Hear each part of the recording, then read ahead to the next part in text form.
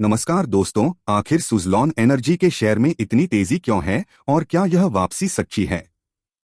इस वीडियो में हमने सुज़लॉन एनर्जी का पूरा विश्लेषण किया है। कंपनी के कर्ज में कमी की कहानी, नवीनतम तिमाही परिणाम, ऑर्डर बुक की स्थिति, भविष्य की विकास संभावनाओं और जोखिमों के बारे में विस्तृत चर्चा की गई है। जाने कि क्या इसमें अभी भी निवेश का मौका है। वीडियो को अंत तक जरूर देखें।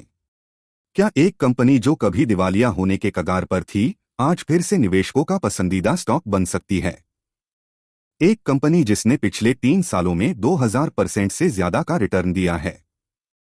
इस वीडियो में हम सुज़लॉन एनर्जी के बारे में बात करने वाले हैं, जिसके शेयरों में इन दिनों जबरदस्त तेजी देखने को मिल रही है।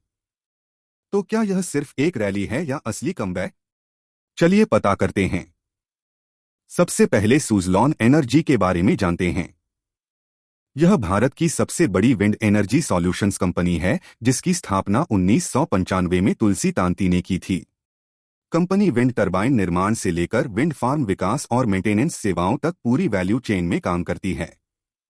मार्केट कैप की बात करें तो यह आज लगभग 70,000 करोड़ रुपए के पार पहुंच चुकी है। स्वामित्व संरचना में प्रमोटरों के पास 14%, एफआईआई के पास 13%, डीआईआई के पास 10% और जनता के पास 63% शेयर हैं। अब हालिया प्रदर्शन की बात करते हैं। सुज़लॉन ने हाल ही में अपने Q4 परिणाम घोषित किए हैं, जो बेहद प्रभावशाली हैं। राजस्व में 29% की वृद्धि, 254 करोड़ रुपए का शुद्ध लाभ और ऑपरेटिंग मार्जिन 16.5% पर पहुंच गया है। सबसे बड़ी उपलब्धि है कर्ज मुक्त बैलेंस शीट। जी हां, जो कंपनी कभी 12,000 करोड़ रुपए के कर्ज से जूझ रही थी, आज वह नेट कैश पॉजिटिव कंपनी बन चुकी है। ईपीएस 1.7 रुपए प्रति शेयर पर पहुंच गया है। तो आखिर सुज़लॉन में रैली क्यों है? पहला कारण विशाल ऑर्डर बुक।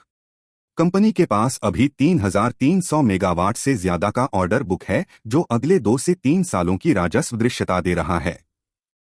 दूसरा, सरकार की हरित ऊर्जा पहल। 500 गीगावाट नवीकरणीय ऊर्जा लक्ष्य और विंड सोलर हाइब्रिड नीतियों का सीधा फायदा सुज़लॉन को मिल रहा है। तीसरा, मजबूत उत्पाद पोर्टफोलियो। नए 3 मेगावाट विंड टरबाइन वैश्विक मानकों पर खरे उतर रहे हैं, जिनकी बाजार में बहुत मांग है। चौथा, कर्ज में कमी की सफलता। कंपनी ने अपने कर्ज के बोझ को सफलतापूर्वक प्रबंधित कर लिया है, जो एक बड़ा सकारात्मक पहलू है। लेकिन रुकिए, हर सिक्के के 2 पहलू होते हैं। सुज़लॉन के साथ भी कुछ जोखिम जुड़े हैं। पहला जोखिम, कड़ी प्रतिस्पर्धा।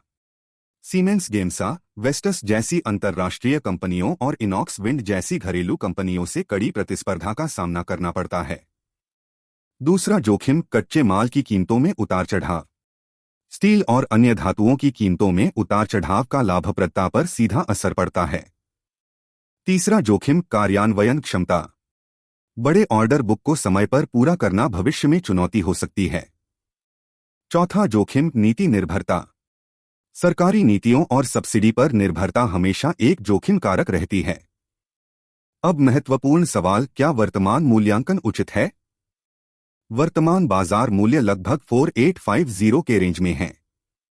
पी अनुपात 70 से 75 के आसपास ट्रेड कर रहा है, जो उद्योग औसत से काफी अधिक है। यह मूल्यांकन भविष्य की विकास अपेक्षाओं को डिस्काउंट कर रहा है।